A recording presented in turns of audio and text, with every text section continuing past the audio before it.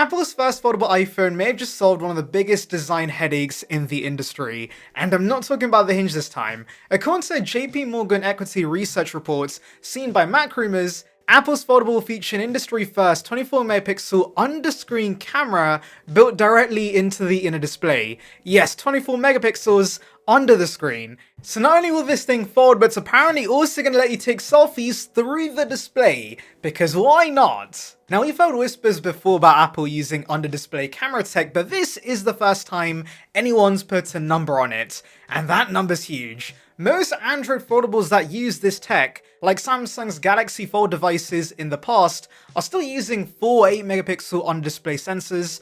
The results? Let's just say impressionist selfies. Apple jumping to 24 megapixels suggests they've cracked one of the hardest parts of this technology, letting enough light through the display layers to avoid that foggy Vaseline on the lens look. JP Morgan's report even claims this new camera module is going to have 6 plastic lens elements. What does that mean for non-camera nerds? Well, I also don't know much about cameras, but after doing some brief research, I did find out it's actually a big deal for improving sharpness and light transmission. Basically, Apple might have just made the first under-display camera you don't want to immediately turn off in disgust. But because this is Apple, there is a catch. The report also says the company's made some trade-offs to keep the foldable compact, so no LiDAR sensor and no optical image stabilization. That's a bit worrying, and so it could mean if you're hoping to film a vlog on this while sprinting down the street, you might want to stand still instead. Meanwhile, Gurman and Kuo have doubled down on reports that this device is going to have 4 cameras in total. 1 in the front, 1 on the inside, and 2 on the back. Both rear sensors expect to be 40 megapixels each. That's right, this foldable iPhone could technically have more cameras than some small towns have CCTV. Digital Chat Station also claims the outer panel will use a punch-hole camera instead of on-display tech, which honestly makes sense. No one wants to open the phone just to take a selfie, and I'm assuming the quality of the punch-hole camera on the front will still be better than the under-display module on the inside, but ideally the quality should be mostly comparable. And yes, just to confirm everyone's favourite throwback rumour, it looks like Touch ID is making a comeback built right into the side button. No Face ID here, apparently the complex sensor array just doesn't fit in the slimmer design. So it's back to fingerprints. Very retro, very 2016. I can already hear Apple calling it something like Touch ID Pro with a dramatic slow-mo unlock animation. Oh, and if you're enjoying this deep dive so far, make sure you hit that subscribe button and tap the hype button below. It genuinely helps a small channel like mine reach more Apple fans, and you'll stay in the loop with every leak and rumour and teardown that drops before launch. Now, while some reports point towards a fall 2026 launch, others, like Japan's Masiho Securities, I hope I'm saying that right, they say Apple could push it to 2027 because the company's taking longer than expected to finalize the hinge design. Which honestly is fair if they want to delay it because of the hinge, because Apple does not want another Galaxy Fold disaster on their hands. They have to get the durability spot on. But I will say that's only one report suggesting a delay. Everyone else says 2026 is the year, so I'm gonna assume we're gonna see this with the iPhone 18 series this September. But that's not all that surfaced this week, because there's also been a major materials leak. I know that doesn't sound very exciting, but bear with me. It gives us a clearer idea of how Apple's planning to build this thing. Analyst Jeff Pu says Apple's foldable iPhone will use a titanium and aluminium hybrid frame. Yes, a foldable iPhone built of 2 metals that couldn't be more different. One as tough as nails, the other light enough to make MacBooks float off desks during product videos. Now, it's worth noting Kuo has said something slightly different earlier this year, titanium and stainless steel with a liquid metal hinge for durability. So 2 different sources, same takeaway, titanium's the star of the show. And it makes perfect sense. If this foldable's truly going to be around 4.5mm thin when opened, thinner than even the iPhone Air, Apple needs a frame that's ridiculously strong. Titanium offers the rigidity, aluminium keeps it light. This combo could finally strike the balance between strength and portability, or as Apple will likely call it, precision aerospace balance technology.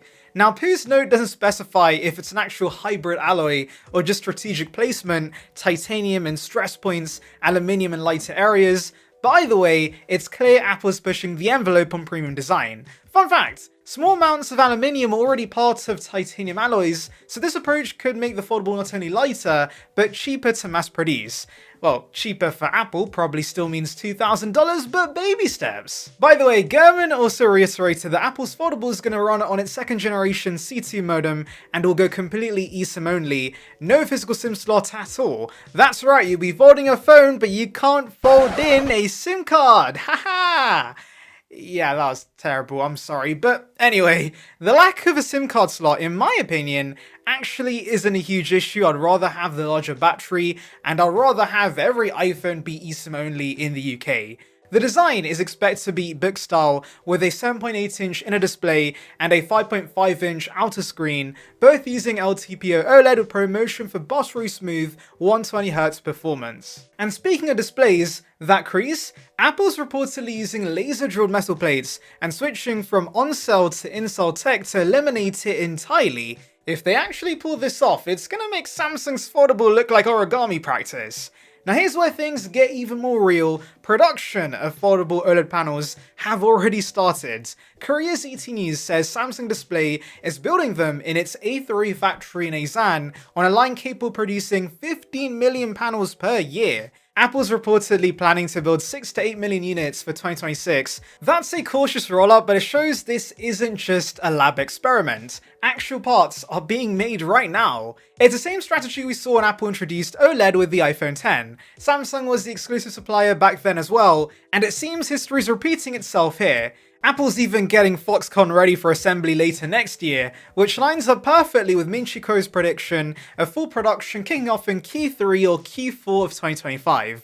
As for specs, the inner display's resolution is going to likely sit around 2713 by 1920, and the outer screen is going to be 2088 by 1422, both with a 4:3 aspect ratio that's going to make it perfect for multitasking, reading, and editing on the go. And instead of just stretching iOS across a tablet-sized screen, which would not be great, Apple's going to put iPadOS on this thing, which means multitasking, split view, and floating windows. Nice! Basically, it's an iPad that fits in your pocket, minus the existential battery anxiety. And yes, I know battery life is the big question here. Apple is reportedly using a dual-cell battery design with a 16nm display driver, which should be far more efficient than the 28nm chips used today. Combine that with the A20 chipset, plus the efficiency of the C2 and likely N2 chipset, and we might actually see decent endurance out of Foldable for once, something Samsung's been struggling to nail for years. So what's the catch? Well, besides the rumored $2,000 to $2,500 price tag, which could buy a MacBook Pro and a small holiday,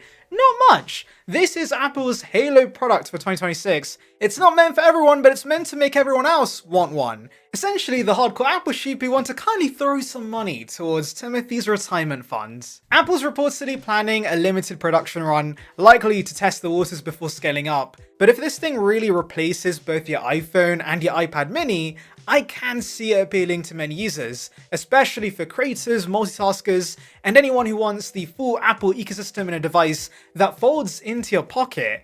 Me, on the other hand, as much as I would love to try one, I just can't stomach that rumored price. I'm gonna have to hope the foldable iPhone becomes more accessible and cheaper as the manufacturing cost decreases. Ultimately, Apple might have not been first to smartphones, tablets, or wearables, but they perfected all three. If they do the same with foldables, this could be the device that finally pushes the form factor mainstream by 2027. Anyway, thanks for watching, and don't forget to subscribe, hit the hype button, and let me know in the comments, would you drop $2,000 for Apple's first foldable iPhone? I know I likely said I wouldn't buy one, but who knows, maybe I'll end up justifying it as an investment for the channel.